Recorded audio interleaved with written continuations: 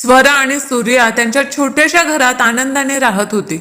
स्वराच्या सासूबाईंचे निधन होऊन 2 वर्ष झाली होती. तेव्हापासून दोघेही त्यांच्या गावी गेले नव्हते.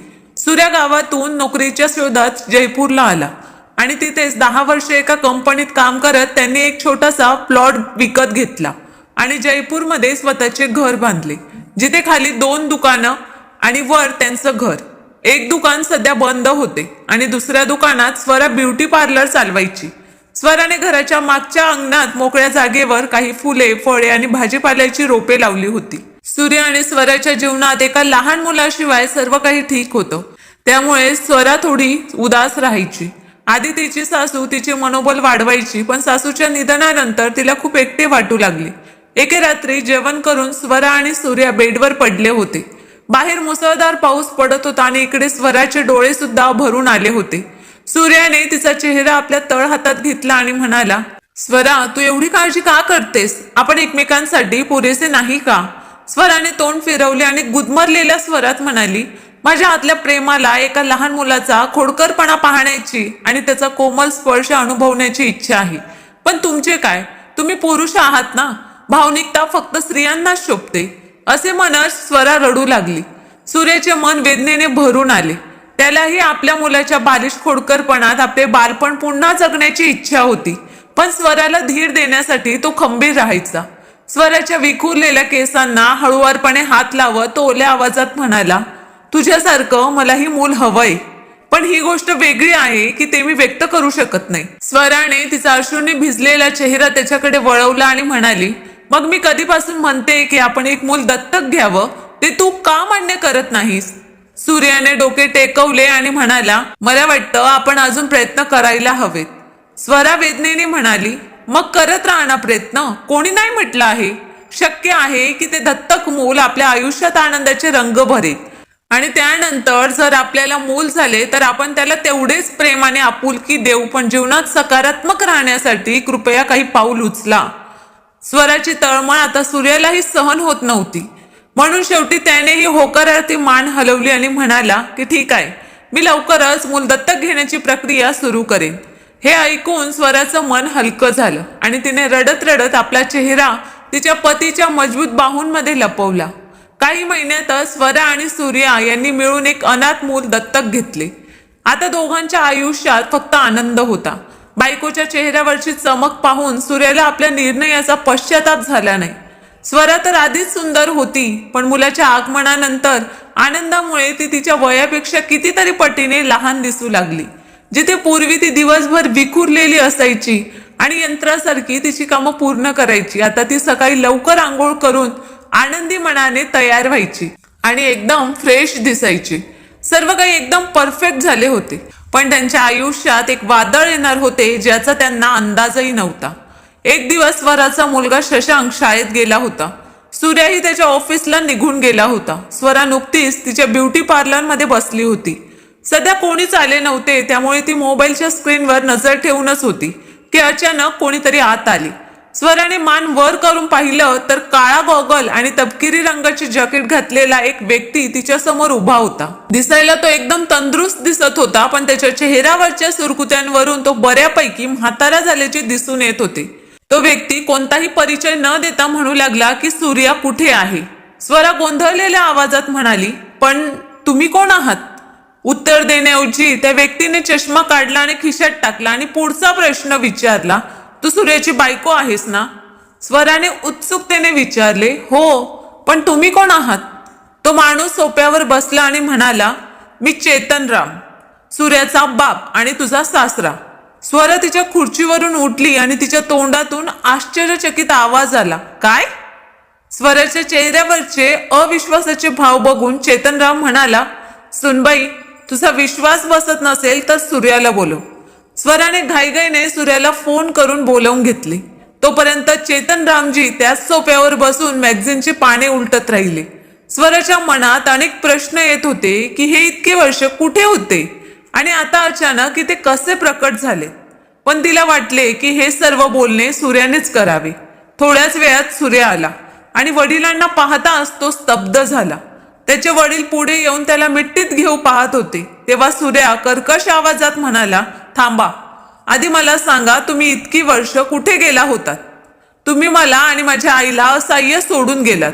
लोक म्हणतात की तुम्ही चोरी करून पळून गेलात. चेतनरामजी मान खाली करून म्हणाले की बेटा, तुझ्या आईला माझ्यासोबत राहायचे नव्हते. ती माझ्यावर खूप नाराज होती.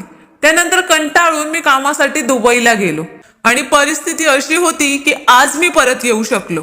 मी आयुष्याच्या रंगात हरवून गेलो होतो. त्यामुळे मला माझी जबाबदारी दिसत नव्हती. पण आता मोठ्या कष्टाने तुझा पत्ता शोधून मी तुझ्याकडे आलो आहे. आयुष्यात आपण गमावलेल्या क्षणांसाठी मी काही करू शकत नाही, पण आता मी तुला वडिलांचे प्रेम देऊ शकतो. असे भावनिक शब्द ऐकून सूर्याचे हृदय वितळले आणि त्याच्या डोळ्यातून अश्रू वाहू लागले.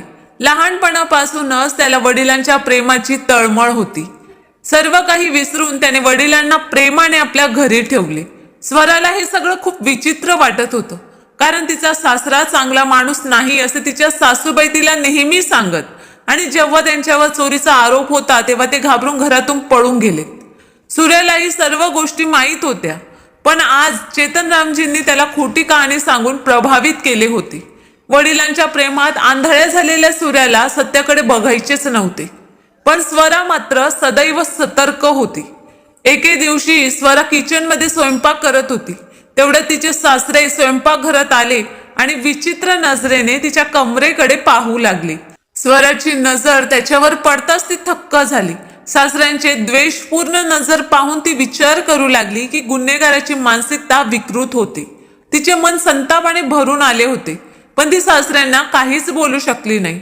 एके दिवशी ती शशांकला खाऊ घालणार, तोच सासऱ्यांनी तिच्या हातातून प्लेट घेतली आणि म्हणाले, सुनबाई दे इकडे, मी शशांकला खाऊ घालतो. प्लेट घेताना त्यांनी मुद्दाम तिच्या बोटाला स्पर्श केला.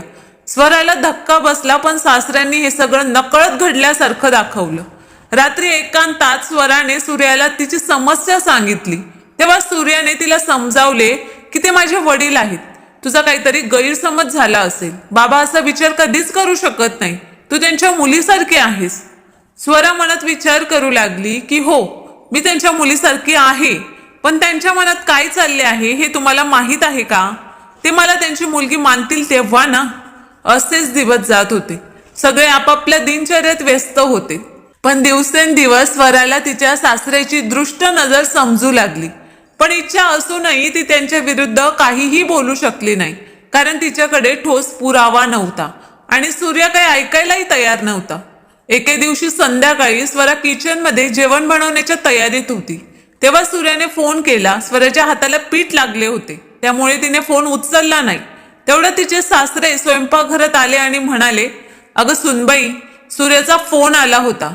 तो सांगत होता की तू फोन उचलत नाहीस. त्याने मला सांगितले की त्यांच्या कंपनीत ऑडिट आहे, त्यामुळे तो आज रात्री घरी येऊ शकणार नाही, कारण त्याला ऑडिटची तयारी करायची आहे.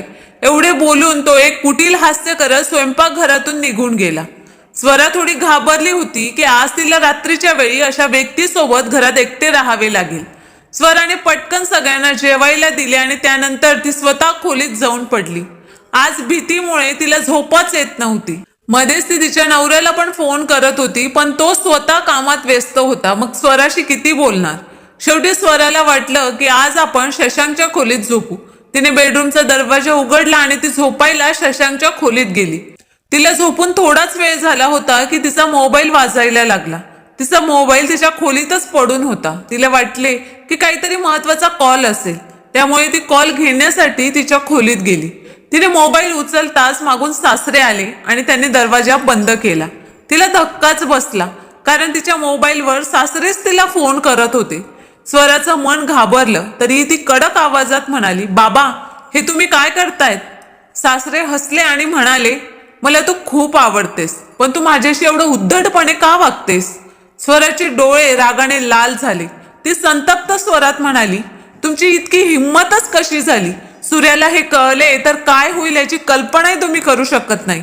यावर सासरे जोरात हसले आणि म्हणाले, काय होणार? मी इथे राहीन तेव्हा ना.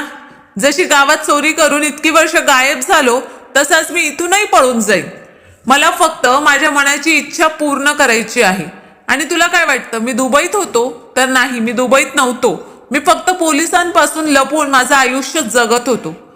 एके दिवशी सूर्य आणि तुला बाजारात पाहिल्यानंतर मला वाटले की चला काही दिवस आरामशीर जीवनाचा आनंद घेऊया, आणि पहिल्याच नजरेत तू मला आवडलीस. स्वरा रागाने थरथरत सगळं ऐकत होती. तो घृणास्पद व्यक्ती पुढे म्हणाला, मी एक भटकणारा वारा आहे, मला कोणीही रोखू शकत नाही. आता स्वराची प्रकृती ढासळू लागली होती. पुढे सरकत तो म्हणाला, आज तुझा नवराही घरी नाही, त्यामुळे आज फक्त माझीच मर्जी चालेल. स्वराचं हृदय ट्रेनच्या वेगापेक्षा जास्त वेगाने धडधडायला लागलं. सासऱ्याची तळमळलेली नजर तिच्याकडे टक लावून पाहत होती. मग तो स्वराकडे सरकला आणि दुसऱ्याच क्षणी स्वरा पटकन तिथून दूर गेली. तिला असं वाटत होतं की त्या हैवानाचा चेहरा फाडून टाकावा, पण त्या क्षणी ती शांत डोक्याने वागत होती.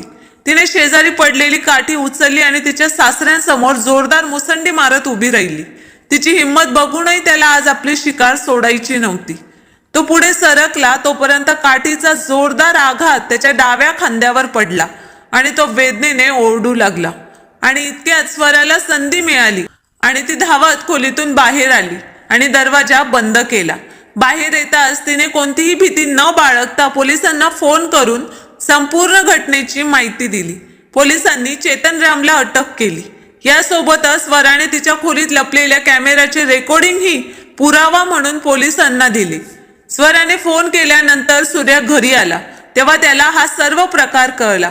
त्याला स्वतःचीच खूप लाज वाटली आणि तो स्वराची माफी मागू लागला की तिच्या बोलण्याकडे दुर्लक्ष करून त्याने खूप मोठी चूक केली आहे.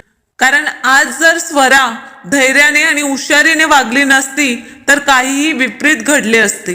स्वराने तिच्या बुद्धीने एकटीनेच गुन्हेगाराला तुरुंगात टाकले.